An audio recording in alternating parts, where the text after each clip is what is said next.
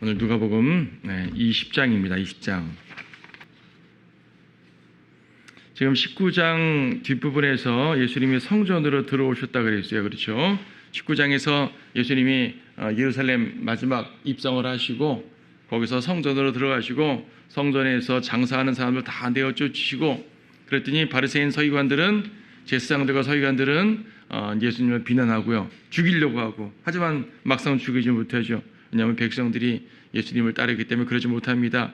자, 그런 상황에서 20장을 말씀하시는데 예수님의 마지막 주간 사역이에요. 이제 오늘날 요일로 환산해 보게 되면 예수님께서는 일요일 날 이제 예루살렘 성에 들어가셨고 그리고 수요일 날 십자가에 죽으시거든요. 그러니까 이제 일요일, 월요일, 화요일 3일간의 여정이 지금 20장, 21장에 있는 겁니다. 자, 읽겠습니다. 그 무렵 어느 날 주께서 성전에서 사람들을 가르치시고 복음을 전파하시는데 선임 제사장들과 서기관들이 장로들과 함께 와서 주께 말하기를 무슨 권세로 당신이 이런 일을 행하는지 또 누가 당신에게 이 권세를 주었는지 우리에게 말해달라고 하니 주께서 그들에게 대답하여 말씀하시기를 나도 너희에게 한 가지 묻겠노니 내게 대답하라. 요한의 침례가 하늘로부터 온 것이냐 아니면 사람에게서 난 것이냐고 하시니라. 그들이 서로 의논하여 말하기를 만일 우리가 하늘로부터라고 말하면 그가 말하기를 그렇다면 어찌하여 너희가 그를 믿지 아니하였느냐고 할 것이요 만일 우리가 사람에게서라고 말하면 백성이 요한을 선지자로 믿고 있으므로 모든 사람이 우리를 돌로 치리라고 하더니 그들이 대답하기를 어디에서 온 것인지 말할 수 없다고 하더라. 예수께서 그들에게 말씀하시기를 나도 무슨 권세로 이런 일들을 행하는지 말하지 아니하겠노라고 하시니라. 자, 제사장들과 서기관들을 이 연합해가지고 예수님께 이제 대적을 하는 겁니다. 트집을 잡기 위해 나타난 거죠. 예수님을 어떻게 하면 죽일까 그 명분을 잡기 위해 나타난 겁니다. 뭐라고 말합니까? 도대체 무슨 권세로 이런 일을 하는 것인가? 여기서 무슨 권세라는 얘기는 바로 앞에 있는 것처럼 성전을 강도들의 소굴로 만들어 놓은 그 장사꾼들을 내어 쫓은 것, 그리고 그 앞에 나귀 타고 이제 예루살렘 성으로 들어올 때 군중들의 환호를 받으신 것, 이런 것들을 보게 되면 도저히 못마땅하거든요. 아니, 성전이라면은 제사장들이 관리하잖아요. 지금 여기 나타난 무리가 누구예요? 선임 제사장들과 서기관들. 선임 제사장들 말하는 성전을 관리하는 책임자들이요. 그러니까 그동안 오랫동안 성전 안에서 소 팔고 양 팔고 비둘기 팔고 장사를 했단 말입니다. 그리고 그것을 성전 제사장들이 묵인해 줬었단 말이에요. 아니, 우리도 묵인하는데 도대체 당신이 뭐길래 이러냐는 얘기죠 지금. 그렇죠. 예. 교회에서 목사가 성도들의 비성경적 행태를 다 묵인하고 있는 거예요. 예를 들어서 어떤 성경대로 믿는 성도가 이러면 안 됩니다 라고 소리쳤더니 왜 내가 가만히 있는데 당신이 뭔 상관이야? 라고 말하는 것과 똑같은 상황이 벌어지는 거죠. 예수님께서는 그분의 성전이 어떤 곳인지 잘 알고 계셔요. 구약 성경에서부터 예루살렘 성전은 경배 드리는 것이고 기도 드리는 것이 주님의 임재가 임하는 것인데 당연히 제물을 드리니까 제물이 필요하죠. 제물이 필요하니까 상거래한다. 상거래 자체가 나쁜 게 아니라 그랬어요. 성전 밖에 상거래하는 곳이 있어요. 예루살렘 성전 북쪽 벽 넘게 되면은요 그쪽이 양시장이 있거든요. 이미 거기서 사오면 돼요. 뭐 갈릴리 북쪽에서부터 자기 양 끌고 오겠어요? 설마? 사오는 거죠. 사와도 돼요. 하지만 성전 안에서는 안 된다는 얘기입니다. 자, 주님께서 하나님 말씀에 따른 기준이 있는 거예요. 이들은 하나님께 경배드리는 것보다 하나님을 빙자해서 한몫 챙기는데 관심 있는 사람들이거든요. 이러는 가운데 성전 제사장들한테 뭐 아무것도 안 줬겠어요? 물론 성경에서 그들에게 뭘 주었더라 이런 말은 없지만 장사꾼들과 제사장들이 야합하지 않고는 벌어지지 못하는 일입니다. 그런 일이 벌어진 거, 이것을 자기네들은 다 눈 감아주고 있는데 당신이 뭐길래 이러냐, 도대체 무슨 권세로 이런 것이냐 라고 묻는 거죠. 어떤 제사장에게 인준 받았느냐, 누구한테 상담 받았느냐, 혹은 어떤 총독한테 번일 받았느냐, 그걸 묻는 거예요. 이들이 묻는 권세는 뭐냐면 인간적 권세들이죠.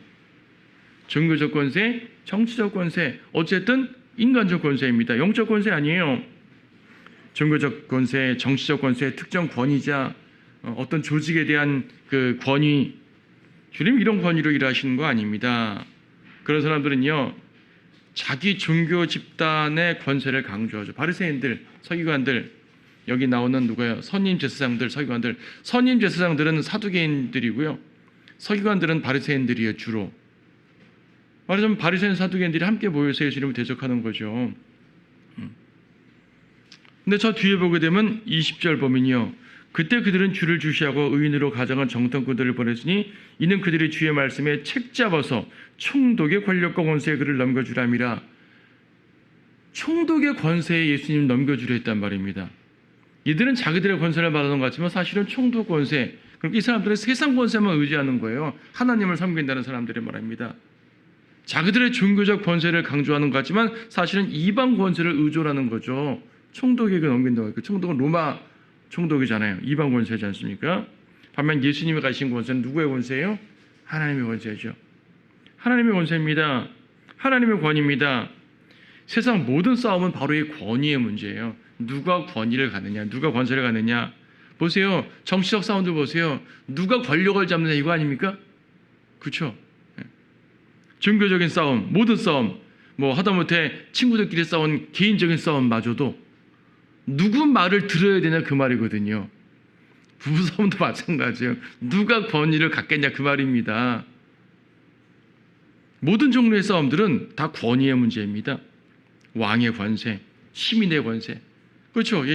뭐 17세기, 18세기에 유럽에서 그랬죠. 왕이 권세를 잡는데 시민이 왕의 권세를 빼앗겠다네요. 싸움 나겠죠. 그렇죠? 미국이 독립할 때 영국이 권세를 갖겠다는데 미국이 자기들 권세를 갖겠다는 게 싸움 나겠죠. 그렇죠? 일본이 우리나라 점령했을 때 일본이 권세를 가지려 하는데 우리가 스스로 권세 권리 갖겠다고 싸움 나는 거 아니겠어요? 모든 종류의 싸움들은 권위의 문제입니다. 근데 그 모든 것들은 뭐예요? 세상적 권세들이잖아요. 이 권세는요, 이 지위가 높은 사람일수록 권세가 세요. 혹은 세력이 클수록 권세가 세요. 시민 세력이 세면 권세가 클 거 아니겠어요? 내 편이 세면 권세가 클 거 아니겠어요? 우리가 왜 투표합니까? A 사람, A 후보, B 후보. 누가 투표를 더 많이 모아주냐에 따라서 세가 크니까 그 사람이 권세가 생기는 거예요. 국회에서 발언할 때도 다수당이 권위가 있는 것이고 다 권위 싸움입니다. 권위 싸움. 그런데 모든 논쟁의 결론은 어디서 나냐면 성경으로 나게 되어 있습니다. 성경은 하나님의 말씀이니까 하나님의 말씀으로 딱 제시하게 되면 절대 기준이에요. 여러분 서로 형제들끼리 논쟁이 있다 칩시다. 자, 교리 논쟁이 있었어요.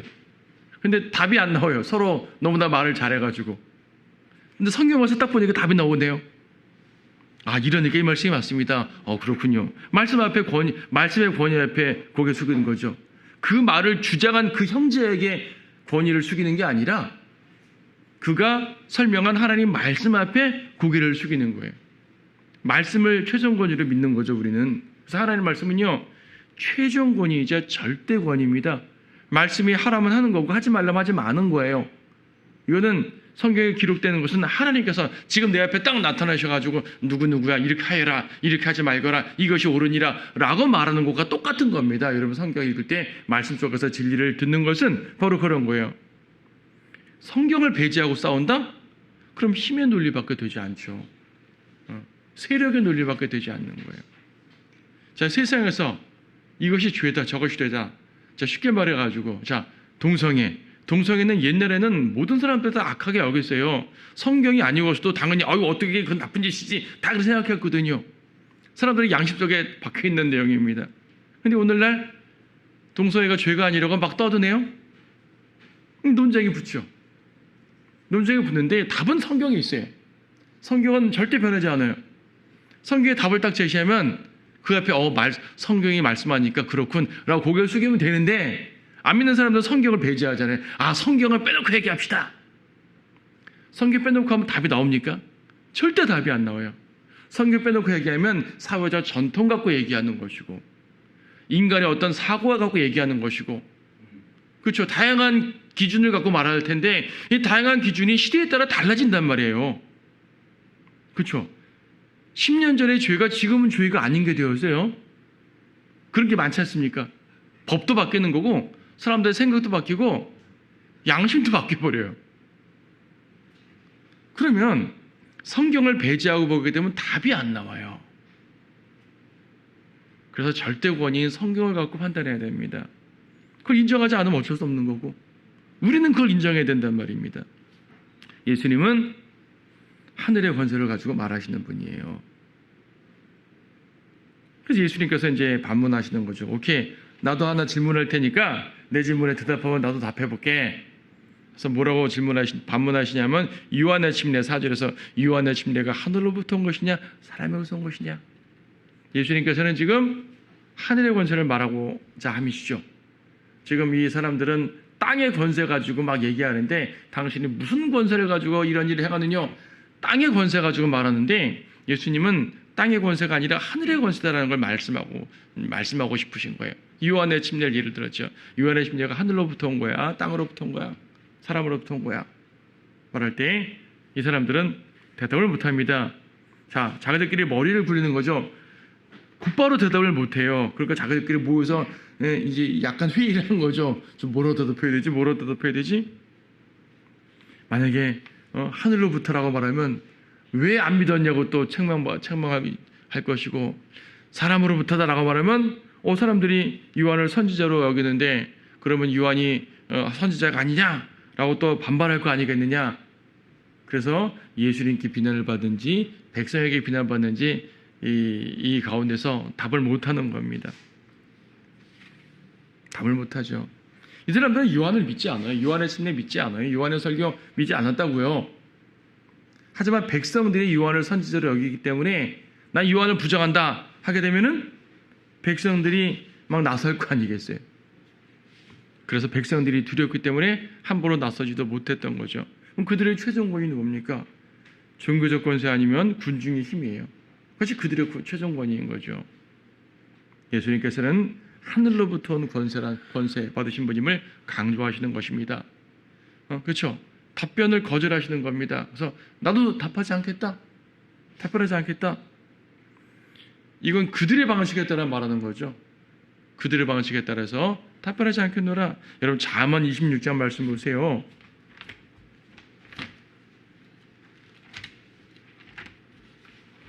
잠언 26장 5절 말씀 보게 되면은 어리석은 자에게 어떻게 말하라는 것이 또 이제 나와요. 26장 4절 보게 되면은 어리석은 자에게 그의 미련함에 따라 대답하지 말라. 너도 그와 같을 까함이라. 미련하고 대답하면 안 되고 지혜롭게 대답해야 돼요. 또 한편 5절 어리석은 자에게 그의 미련함에 따라 대답하라. 그가 스스로 현명하다고 생각할 까함이라. 그러니까 어리석은 자는 어리석은 자처럼 대우하라는 말씀도 있거든요. 나 자신이 어리석게 하라는 말은 아닙니다. 나 자신은 지혜롭게 해야 돼요. 하지만 그들에 따라서 그래 너희들 어리석게 대답했으니까 그에 맞게 한번 대답해 줄게. 너희가 이처럼 어리석은 존재들이야 라고 말하는 거거든요. 예수님께서는 아마 잠언 말씀을 이제 염두에 두신 것 같아요. 자, 그 다음 사건은 뭡니까? 그때 백성에게 이런 비유를 들어 구절이요 말씀하기 시작하시더라. 어떤 사람이 포도원을 만들어서 농부들에게 새로 주고 먼 나라로 가서 오랫동안 있다가 때가 되어 주인이 농부들에게 한 종을 보내어 포도원에 소출을 받아오라고 하였더니 농부들이 그를 때리고 빈손으로 보냈더라. 자, 포도원 비유입니다. 성경은 포도원 비유가 여러 개가 나옵니다. 대표적인 것이 이사야 5장에 있는 포도원 비유.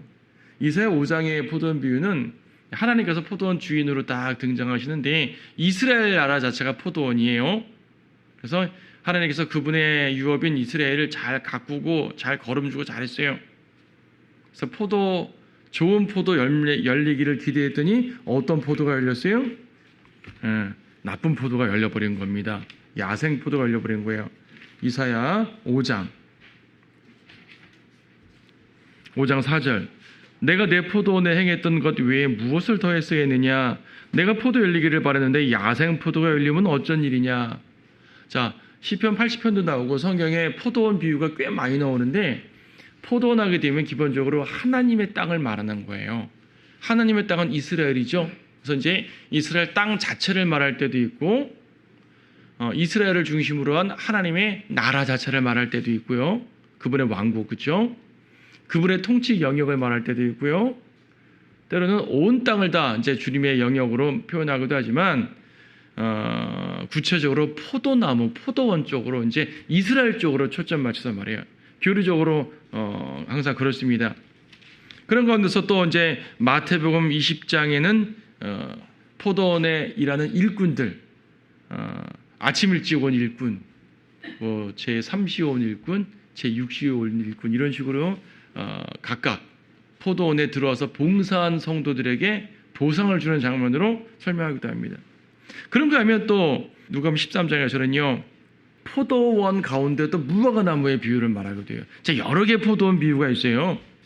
여러 개의 포도원 비유가 있는데 그 중에서 여기서 말하는 포도원 비유는 마태복음 21장에서도 동일하게 말하는 포도원 비유인데 어떤 비유냐면은 하나님께서 포도원을 농부들에게 맡기고 멀리 갑니다. 그리고 때가 되어서 소출을 받아오라고 종들을 보냅니다. 농부들이 악한 농부들이에요. 주인에게 소출 바치기 싫으니까 그 종들을 때리고 쫓아보내고 그럽니다. 거절하는 겁니다. 11절 그래서 그가 다시 다른 종을 보냈더니 그들이 그 종도 때리고 모욕을 주어 빈손으로 보냈더라. 그래야 그가 다시 세 번째 종을 보냈더니 이 사람도 상하게 하고 내쫓았더라. 구약성경에 수많은 선지자들을 보내신 걸 말합니다. 선지자들을 보내서 그들에게 가르치시고 그들의 잘못을 바로잡아 주시고 말씀으로 책망하시고 계속 그러는데 그들이 계속 거절하는 거예요. 지금 선지자들을 죽였잖아요. 거절했잖아요. 멀리했잖아요. 학대했잖아요. 그래서 포도원 주인께서는 오케이 내가 아들을 보내리라. 13절 그때 포도원 주인이 말하기를 내가 어찌할까 내가 내 사랑하는 아들을 보내리라. 그러면 그들이 그를 보면 존중하리라. 자 이번엔 종이 아니라 아들을 보내면 좀 존중하겠지. 아들을 보냅니다. 그랬더니 농부들의 반응이 어땠습니까? 14절 이 사람은 상속자니 자 그를 죽이자. 그러면 그 유산이 우리 것이 되리라. 우리 것이 되리라. 이 19장 14절에 보게 되면 좀 다른 비유긴 하지만은요. 예수님께서 왕국을 받으러 먼 나라로 갔을 때 종들이 있었지만요. 종들 말고 주님이 왕이 되기를 싫어하는 원수들이 있었어요. 19장 14절 그의 백성이 그를 미워하여 그의 뒤로 소식을 보내어 말하기를 우리는 이 사람이 우리를 통치하는 것을 원치 아니한다. 주님께서 이 나라를 이 왕국을 통치하는 걸 원치 않는 자들 그들이 당대에는 누구예요? 바리새인 사두개인들인 겁니다. 종교 지도자들인 겁니다. 자, 종교 지도자들 예나 지금이나 참 무섭습니다. 종교 지도자들이란 누구를 섬기는 자들이에요? 기본적으로 하나님을 섬기는 자들이잖아요. 그만 항상 하나님이 우리의 왕이라고 고백하는 사람들이잖아요. 그렇죠? 지금 모든 교회 목사들한테 물어보세요. 당신의 왕은 누굽니까? 내 왕은 예수님입니다. 다 말하죠. 그렇게 말하지 않는 목사가 있어요?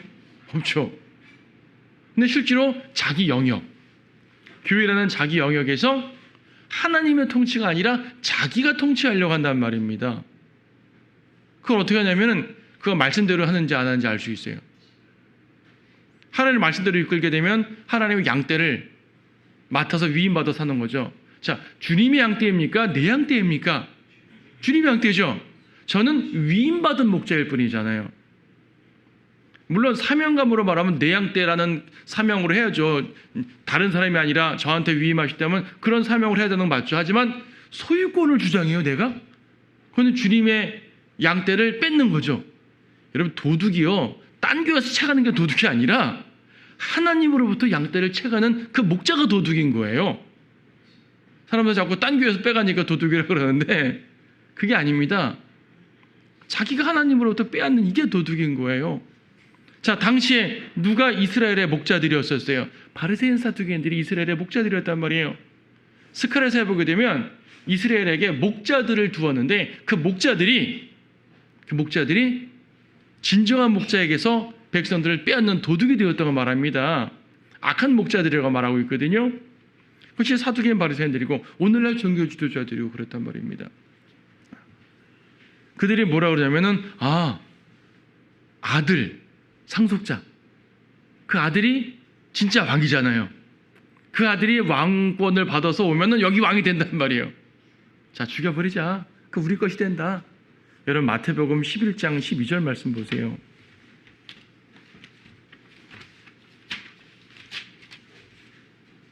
(11장 12절을) 보게 되면 침례한 요한의 때로부터 지금까지 천국은 폭력을 겪고 폭력을 쓰는 자들의 힘으로 그것을 차지하느니라. 이거 개혁성경이 번개되어 있는 구절이에요. 개혁성경은 천국은 침노하는 자의 것이다. 그래서 그걸 어떻게 해석하냐면은 적극적으로 열심히 차지하듯이 침노하듯이 천국을 차지해야 된다. 여호수아가 가나안 땅 차지하듯이 차지해야 된다. 천국을 내가 따내야 된다는 얘기. 그렇게 해석합니다. 그러면 행위 구원이죠. 그 말이 아닙니다. 여기서 천국은 메시아 왕국이거든요. 주님이 왕으로 오셨어요. 그런데 폭력을 쓰는 자들이 힘으로 그 왕국을 뺏는 거예요. 찬탈해가는 거예요. 누구요? 바리새인 사두개인들. 그렇죠. 바리새인 사두개인들을 중심으로 한 종교 지도자들이 하나님의 왕국에서 왕의 자리를 뺏으려는 거예요. 자기들의 왕국이 되려는 거예요. 종교 지도자뿐 아닙니다. 이스라엘도 그렇습니다. 문자적으로는, 교리적으로는 이스라엘이 더 핵심된 내용이죠. 이스라엘에서 왕을 거절했습니다. 그래서 하나님께서는 이스라엘을 멸망시켰잖아요. 근데 그들은 계속 왕을 거절하고 있어요. 지금도 유대인들 중에 극히 일부가 예수님을 믿고 돌아오죠. 메시아닉 주의라 그러잖아요. 극히 일부가 예수님을 믿고 돌아오는데 그들은 출신이 유대인일 뿐이지 우리랑 똑같은 교회예요. 교회 그냥. 왜냐하면 교회는 유대인과 이방인을 구분하지 않고 그리스도 안에서 하나거든요. 지금 구원받은 유대인들은 그냥 출신이 유대인일 뿐이지 교회예요. 교회. 은혜로 구원받은 교회라고요. 근데 대혼란 때 되게 되면은 교회가 사라진 다음에 유대인과 이방인의 구도 속에서 물리적인 이스라엘 백성이 그들이 돌아오는 특별한 역사가 있게 됩니다. 자, 이거 재림까지 연결되는 그러한 교리인데 중요한 건 뭐냐면 지금도 유대인들은 자기들의 왕을 거절하죠. 왕이 있어야 되는 나라에서 왕이 없는 상태에서 뭘 해보려고 한다? 그러면 약할 수밖에 없고 패망할 수밖에 없고 그렇죠. 근데 그들은 왕을 거절한 상태에서 뭔가를 해보려고 그래요. 유대인들이 세계 제1의 국가가 되려고 꽤 노력을 많이 한단 말입니다. 그들이 강인해요. 대단해요. 그들의 군사력, 그들의 정보력 대단합니다. 좋아요. 근데요, 그렇게 해서 세계에 우뚝 서려고요? 안 됩니다. 메시아를 배제하고 세계 위에 우뚝 선 나라가 되려고 하는 것 자체가 죄예요. 그렇지 않아요? 예수님으로부터 메시아로부터 왕국을 빼앗겠다는 거거든요. 주님께서는 그렇게 허용하지 않습니다. 그래서 주님께서는 대원란 때 적그리스도를 허락하셔가지고 적그리스도가 그들의 왕노릇하게 하고 그들이 메시아를 거절하면 이렇게 큰 고난이구나 다시 한번 고난을 느끼게 한 다음에 주님 재림하셔서 적그리스도 제거하시고 진짜 왕으로 딱 등극하셔가지고 그들을 통치하시는 거 아니겠습니까? 이 모든 과정을 볼 때 메시아 왕을 거절한 백성들이 어떻게 되느냐를 보여주는 것이 바로 이 비유예요. 자, 보세요. 지금 여기서 16절 보면 주인이 와서 그 농부들을 죽이고 그 포도원을 다른 사람들에게 주리라. 농부들을 죽였단 말은 이제 기본적으로 AD 70년에 예루살렘 파괴되고 AD 136년에 이스라엘 자체가 완전히 멸망해버리고 다 쫓겨나는 사건에 1차에서 적용이 됩니다. 이스라엘을 멸망시키겠다는 말이에요. 그들에게서 왕국을 거둬가겠다는 일입니다. 구약에서 하나님께서 여러 왕들을 통해서 그분의 왕국을 실현시키려고 하셨고 다윗 솔로몬 같이 그렇죠? 그들에게서 범죄하니까 그들을 멸망시켰지만 다시 회복시키셔서 예수님을 보내시고 예수님께서 왕으로 오셨으니까 근데 예수님이라는 왕을 거절하고 나니까 그들이 또 멸망할 수밖에 없죠. 왕을 거절하고 왕을 죽이면 멸망하는 거예요. 근데 그 왕이 아들이거든요. 아들을 죽이니까 멸망하는 거죠. 근데요, 그러니까 왕국을 거둬간다는 말인데요. 이걸 잘 봐야 돼요. 누가복음에서 이렇게만 표현했는데 간단하게 표현했는데 이 구절을 마태복음 21장 보면 좀 자세하게 표현하고 있습니다. 마태복음 21장에 해당 내용 보게 되면 21장 41절이네요. 그들이 지금 말씀드리기를 그가 그 악한 자들을 비참하게 죽일 것이며 또 그 포도원을 제때에 소출을 바칠 다른 농부들에게 들어주리이다. 그러니까 하나님께서 그분의 왕국을 거둬가서 다른 사람에게 준다고 말하는 거죠. 농부들 다 죽여버리고 새로운 농부들을 바꾸겠단 말입니다. 자, 일반적인 표현이에요. 당연한 말이에요. 주님께서는 그 농부가 누군지를 결정해 주고 계시는 것인데 43절에 그러므로 내가 너희에게 말하기를 하나님의 나라를 너희에게서 빼앗아 그 소출을 가져올 민족에게 주리라 그랬어요. 여기서 이스라엘에게서 빼앗아서 교회에게 준다는 얘기거든요. 이스라엘 민족에게서 빼앗아서 소출을 가져올 또 다른 민족에게 주신다. 또 다른 민족이 누구예요? 이스라엘에게서 빼앗아 가지고 뭐 아람 민족에게 주신단 말인가? 그 이슬람이 썼단 말인가? 그거 아니잖아요. 이스라엘에서 빼앗아서 영국 민족에게 준다는 얘기인가? 한국 민족에게 준단 말인가? 그거 아니잖아요. 어떤 민족이에요? 성경에 이스라엘 이외의 모든 세상 나라들은 아무리 나라들이 많아도 하나로 표현돼요. 이방인들. 이방인일 뿐이에요. 그런 민족들 말고 주님께서 염두에 둔 진짜 민족이 또 다른 민족이 있는데 그것이 바로 베드로전서 2장 9절에 있는 것처럼 주님께서 특별하게 세우신 민족이 있는 거죠. 베드로전서 2장 9절에서 그러나 너희는 선택받은 세대요 왕 같은 제사장이며 거룩한 뭐라고요? 민족이요. 독특한 백성이냐면서 거룩한 민족. 교회를 민족이라고 표현합니다. 교회를요 하나님께서 다스리는 특별한 나라라고 표현하는 거예요. 우리는 세상적으로 뭐 한민족에 속했다, 대한민국에다 말할 수 있고 다양한 민족을 섞여 사는 사람들이잖아요. 하지만 영적으로는 한민족이라는 얘기예요. 여러분이 해외에 가게 되면 다른 민족이랑 섞여 있는데 영적으로는 구원받은 성도들은 한민족이라는 얘기예요. 그래서 이스라엘로부터 교회로 옮겨오는 특별한 경륜의 변화를 말하는 본문이에요. 근데 이러면 또 오해하죠. 되게 부천년주의자들이 거 봐라. 이스라엘에서 교회로 옮겨왔다. 더 이상 이스라엘은 하나님 백성이 아니다. 하나님은 이스라엘로부터 왕국을 빼앗아서 교회에게 주었기 때문에 이제는 교회가 유일한 하나님의 백성이고 이스라엘은 하나님의 백성이 아니다. 지금 봐라. 배교에 있지 않냐? 라고 말합니다. 주님이 재림하셔도 이스라엘 회복 안 시킨다. 주님 재림하셔도 교회를 통해 영령이 번성하는 거지 이스라엘은 회복 안 된다. 우리가 영적 이스라엘이다. 이게 무천년주의자들의 주장이에요. 여러분 지금 마태복음 21장 읽었지만 잘 보세요. 무엇을 빼앗아서 준다 그랬어요? 저기 다른 민족에게 무엇을 빼앗아 준다 그랬어요? 천국을 빼앗아 준다 그랬어요? 하나님의 나라를 빼앗아 준다 그랬어요? 하나님의 나라를. 그러므로 내가 너희에게 말하노니 하나님의 나라를 너희에게서 빼앗아 그 소출을 가져올 민족에게 주리라. 하나님의 나라를 빼앗아 줬어요. 여러분 영적 나라와 물리적 나라 구분하시죠? 하나님의 나라와 천국 구분하시죠? 제가 자주 말씀드렸죠? 여기서 하나님 나라는 영적 나라를 말하는 것인데 예수님께서는요 초림 때 하나님의 나라 영적 나라와 물리적 나라 천국을 둘 다 갖고 오신 거였어요. 예수님은 이중적 왕이라고 영적 왕, 물리적 왕, 이중적 왕이었는데 이스라엘은 이중적인 하나님 백성, 영적 하나님 백성, 물리적 백성 다 돼야 되는 그런 상황이었는데 그들이 왕을 거절했네요.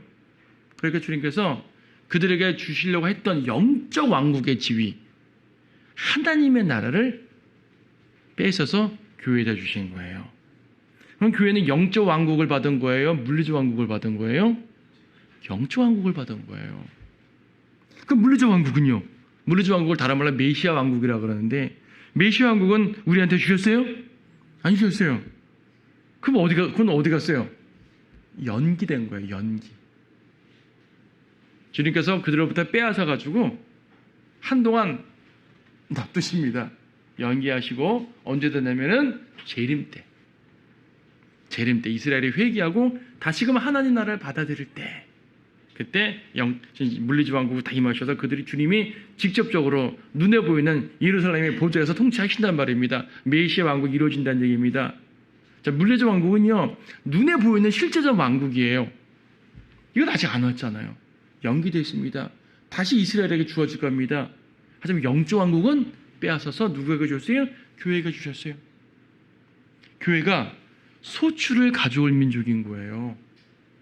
제때에 소출을 내죠. 소출을 다른 말로 하면 열매. 이스라엘에게 열매를 기대했는데 열매를 못 맺었단 말입니다. 여러분들은 열매를 기대하는 거예요. 여러분은 그래서 그때그때마다 주님께 열매를 맺어드려야 되는 거죠. 성령의 열매 맺어야 되는 것이고요. 의의 열매 맺어야 되는 것이고요. 복음의 열매 맺어야 되는 것이고요. 그때그때마다 우리는 열매를 맺어서 주님께 소출을 갖다 드려야 되는 겁니다. 주님의 일꾼으로 새롭게 선정된 교회의 임무인 겁니다. 자, 이 부분 잘 이해하셔야 됩니다. 소출을 가져올 다른 민족에게 주었다 그러니까 이스라엘 끝장내셨다 이것이 아니라 물리적 왕국은 연기하신 것이고 다시 회복하실 것이고 영적 왕국은 교회를 통해서 새롭게 역사하시고 그래서 지금도 2000년 동안 지금까지 앞으로도 언제까지 끝날지 모르지만 주님 오실 때까지 하겠지만 우리는 주님의 백성으로서 하나님 나라의 백성으로서 주님께 소출을 그때그때 갖다 드리고 열매를 맺어서 주님께 영광을 돌려야 된다라는 사실을 기억해야 됩니다. 자, 메시아 왕국은 재림 때 이루어집니다. 그 17절을 보시게 되면 또 주께서 그들을 보시고 말씀하시기를 그러면 건축자들의 버린 돌이 모퉁이의 머릿돌이 되었다. 그거 기록했던 것이 무슨 뜻이냐? 저 건축자들의 버린 돌이 모퉁이의 머릿돌이 됐대요. 우리가 보통 이제 건물, 요새 건물 지면 건물 앞에 머릿돌 쓰잖아요. 이 머릿돌 같은 거 아닙니다. 요즘 건물에 있는 머릿돌은 이제 기념하는 그런 개념에서 이제 머릿돌인 것이고, 여기서 말하는 머릿돌은 정말 꼭대기 돌을 말하는 거예요. 모퉁이 돌은 기초석 같은 이제 기반을 말하는 거죠. 주님은 우리 믿음의 반석이 기반이기도 하고요. 또 머리이기도 하잖아요. 그렇죠? 모퉁이의 머릿돌이다라고 말씀하십니다. 어쨌든 주님에 대한 묘사예요. 근데 주님에 대한 묘사인데 이 돌이, 이 반석이 건축자들이 버린 돌이란 말입니다. 건축자들이 필요 없다고 버려버렸어요. 예수님을 거절했다고요. 자, 거절한 그 돌이요, 사실은 하나님의 나라에서는 모퉁이 돌이 되고 머릿돌이 되시는 분입니다. 우리는 그분을 모퉁이 돌로, 머릿돌로 삼았어요. 근데 이스라엘은 그러지 못하고 거절했단 말입니다. 경륜적으로 이스라엘 말하는 거지만 꼭 이스라엘뿐 아니라 세상의 주님을 거절하는 모든 사람에게도 적용할 수가 있어요. 주님을 거절합니다. 이 돌을 쓸모가 없다고 거절합니다. 쓸모없군요. 가장 커다란 반석이고 가장 유용한 돌인데요.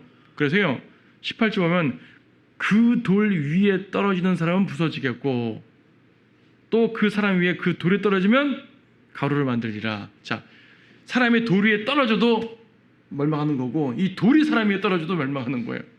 이 돌은 심판의 돌이에요. 주님을 의지하는 자에게 이 돌은 반석이 되십니다. 그렇죠? 든든한 반석이 되세요. 하지만 주님을 거절하는 사람들에게 이 돌은 심판의 돌이 됩니다. 여러분, 이렇게 산에 가다 돌불에 걸려 넘어져서 다치잖아요. 그렇죠? 이 돌은 위험한 거라고요. 나를 다치게 한다고요. 돌불에 있어서 발로 뻥 차보세요. 돌이 다쳐요? 내가 다쳐요? 내가 다치죠. 예수님을 거절하면 자기가 다치는 겁니다. 예수님을 십자가 못 박히니까 자기들이 멸망하는 거예요. 그렇죠? 예수님을 치면 자기가 심판받는 거라고요. 돌을 발로 차보세요. 자기 발만 다치죠. 그래서 이 돌 위에 떨어지는 사람이란 말은 돌을 거절하고 돌을 차버렸다는 개념입니다. 초림 때 모습. 예수님은 거절 당하셨잖아요. 근데 재림 때는 어떻게 돼요? 재림 때는 더 이상 사람이 돌을 차거나 사람이 돌을 던지지 않습니다. 돌이 그 사람 위에 떨어지게 됩니다. 다니엘서 2장 말씀 보게 되면 다니엘 2장 44절 이들 왕들의 때에 하늘의 하나님께서 결코 멸망하지 않은 한 왕국을 세우시리니 그 왕국은 다른 백성에게 넘겨지지 않을 것이요 도리어 그 왕국이 모든 왕국들을 쳐부수고 멸하여 영원히 산다고 말씀하십니다. 쳐부수고 멸하신답니다. 앞에 34절 봐도 왕께서 보셨는데 손으로 다듬지 아니한 돌이 철과 진흙으로 된 그 형상의 발을 쳐서 산산이 부수니 그 철과 진흙과 노릇과 은과 금이 함께 산산이 부서져서 여름 타작마당에 쭉정이처럼 날려버린다 그래요. 가루가 된다는 얘기거든요. 바로 다니엘서 이 말씀이에요.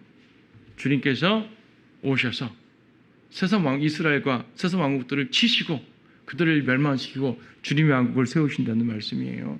영적 왕국은 교회가 주셨지만 실제적 왕국은 주님의 재림에서 이루신다는 말씀이죠. 재림 때 주님을 거절하든 재림 때 주님을 거절하든 주님을 거절한 자는 심판을 받게 됩니다. 우리는 주님을 받아들이고 영접하고 받아들이고 주님의 뜻 가운데 행하는 성도들이에요. 주님께서 여러분들에게 온전하게 영적인 복으로 이끄실 수 있도록 항상 순종하고 주님을 따라가는 우리 모두가 됐으면 좋겠습니다.